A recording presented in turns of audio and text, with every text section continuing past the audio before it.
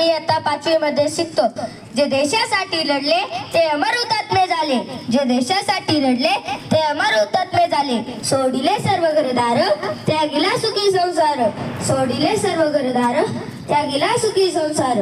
देशासाठी आपल्या जीवाची बाजी लावणाऱ्या थोर महापुरुषांना मी प्रथमच वंदन करतो आणि माझ्या भाषणाला सुरुवात करतो. मित्रांनो, आज आपण प्रजासत्ताक दिन साजरा करण्याकरिता एकत्र जमलो आहोत. 26 जानेवारी 1949 रोजी आपल्या देशाने राज्यघटना स्वीकारली. डॉक्टर बाबासाहेब आंबेडकरांनी ही राज्यघटना तयार केली. खरंच आजचा दिवस सोन्याचा दिवस म्हणावा लागेल. म्हणूनच म्हणतो, चला करूया संविधानाचा आदर आज. चला करूया संविधानाचा आदर आज. ज्याने दिला आपणास जगण्याचा शिकण्याचा अधिकार. ज्याने दिला आपणास जगण्याचा शिकण्याचा अधिकार. संविधान आहे म्हणूनच आज वेगवेगळ्या जाती धर्माचे लोक, वेगवेगळ्या भाषा बोलणारे लोक सुख समाधानाने राहत आहे. एवढे बोलून मी माझे 2 शब्द संपवतो. जय हिंद, जय भारत.